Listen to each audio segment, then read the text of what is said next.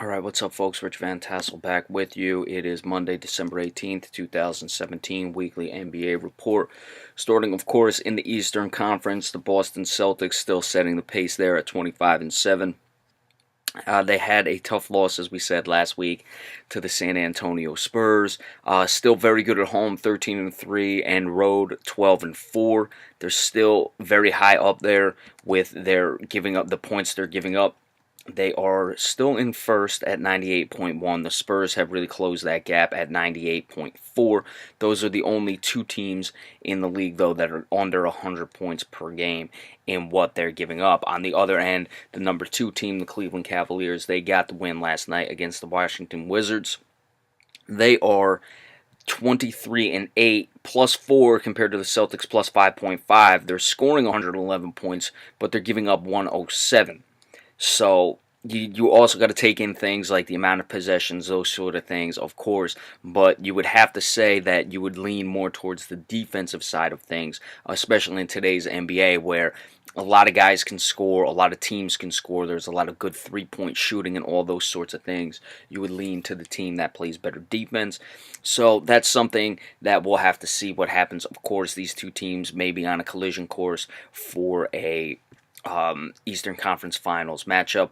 We'll keep an eye on that moving forward. That's, of course, a long ways away. You have the Toronto Raptors continuing to play very well. As we've said many times, this could be, you're going to have DeRozan and Lowry there for a while, but maybe a make or break with the current roster of guys of who you have. You look at the Raptors, they have won, 1, 2, 3, 4, 5, 6. They're 9-1 in their last 10. So that's, of course, very good.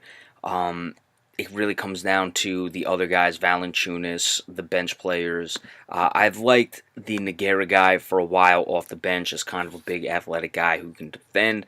I'd like to see him pick up his scoring. And, of course, Norman Powell, who's coming in to now his 3rd season, had a good rookie campaign. I'd like to see him up his numbers, get above 10 points per game. But that is really important because you know what you're going to get from Lowry and DeRozan. The Pistons had sputtered a bit last week. They're back to 17-13. The Indiana Pacers very much continue to impress this year. They are 17-13. They got a win against the Brooklyn Nets last night. Again, 17-13 isn't anything spectacular, but certainly I didn't have much expectation for this team coming into the year. Oladipo averaging over 25 points per game. At least he was, unless he had a monumentally bad game. I don't even think he could have gone below that last night. He had 26 last night, so he's having a very good season. Could it be just a new change of culture? Could it be that they're making Oladipo the man?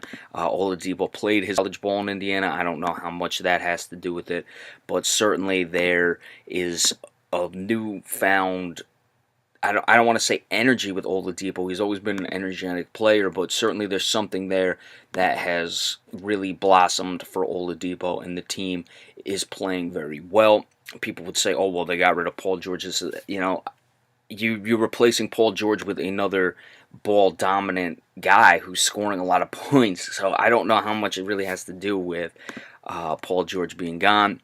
But, of course, that's going to be the talk. The New York Knicks winning a couple games in a row here, winning 4. They are up to 16-13. I said it at the time of the trade. I think they did very well in the Anthony trade.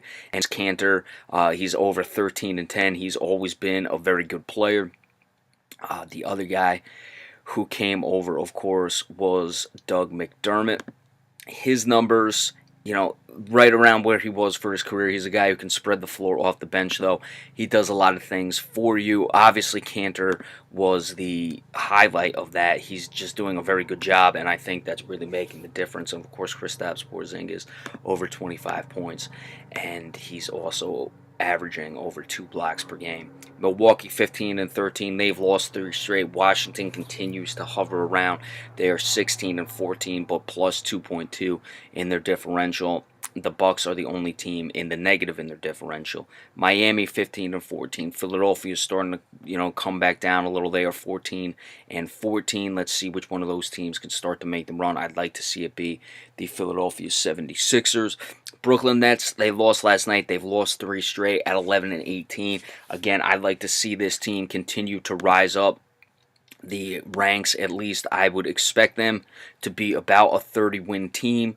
I know that's not what the Cleveland Cavaliers want to hear because they currently hold the pick that the Nets have, but that is a situation where I see this team, on the move. They've gotten rid of Brook Lopez, so they're really going with the entirely young team, all the players they have, and that I don't know. I don't know if they can get to 30 wins. I really have my concerns with the team continuing to develop, but there's always something there that can be built on. Then you have Orlando, losers of 5 straight, 11-20. Charlotte continues to really disappoint. Chicago is up to 8-20. They've won 5 straight, and Atlanta 6-23, as we would have expected. The Houston Rockets in the Western Conference leading the way. They have won 13 straight. They are up to 24-4, 12-3 at home. A very impressive 12-1 on the road. They continue to set the pace there. They're going to be a very difficult team to deal with. Chris Paul, of course, now that he's getting much more involved in the offense, he's been a guy who has been hurt at the start. He's coming along under his usual assists. He's usually right around 10 for his career. He's got 9.2, which is pretty good. He does have 17.6 is his point per game average, which is lower than what his career average is, but he's getting the job done. Of course, James Harden putting together the normal sensational numbers. Golden State 23-6. They've won 8 straight. Golden State in the regular season, they've accomplished so much. You don't really know what to expect from them. They've won 8 straight, so they're still playing very well. But that's always a curious case with a team that has just dominated the regular season the way they have for so long. How long are they going to keep up just tearing through the regular season? Are they going to go through their ebbs and flows? San Antonio 20-10. I got to give them credit. Looks like they are really just a well-oiled machine, as we've seen. Manu Ginobili continues to play well. I'm a little surprised by that. Kawhi Leonard's still nursing the injury, but that is a case where once he gets back, they're really going to be a difficult team to contend with. He's, kind of sputtered along here at the start, only playing 2 games thus far this season, so he's back. They're monitoring his minutes, so let's see how he continues to progress. Minnesota at 4-17-13. So it's really the top 3 teams, and then you have a team like Minnesota, Portland 6-17-13, 16-13, Denver 16-13. Got to give the Nuggets a lot of credit. They've really developed some young guys. That's a team that, to me, isn't going to really go anywhere in the playoffs once they get there, but they've kind of been out of it. They had the Carmelo trade. They did okay. Then guys like Ty Lawson and all of them left, and then they've kind of been sputtering around for the last couple seasons. They were able to beat the New Orleans Pelicans the other night. They got a win, they lost to the Celtics, but they beat the Detroit Pistons as well. So those are 2 teams over 500 in the Eastern Conference that they played against. And then the Pelicans, who are still technically in the playoff chase. They are a 500 team, but they're 7th in the West. Really, some quality wins. I think Richard Jefferson has really helped. That's a nice addition to the team. Of course, you add Paul Millsap, so you bring in the veteran guys, and you're making the team much better.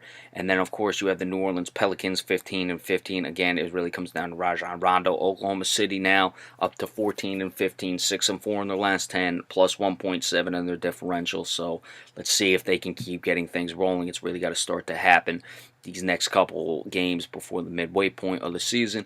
Utah 14-16, Clippers 11-17, Lakers disappointing at 10-17, and then Phoenix trying to rise up at 10-21. They're minus 7.5 in their differential though, and really bad teams at the bottom of the West. Sacramento 9-20, Memphis 9-21, just completely falling apart for the Grizzlies, and then the Dallas Mavericks.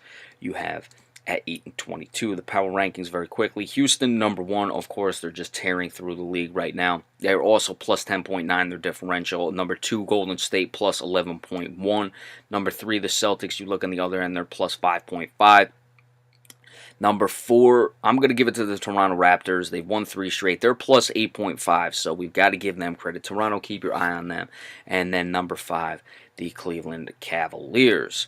All right, when the game goes final, the Monday night game tonight, We'll give you the recap of that either tonight or tomorrow morning. Be sure to stay tuned for that. And remember, we appreciate all subscriptions as well. Thank you all so much and enjoy your day.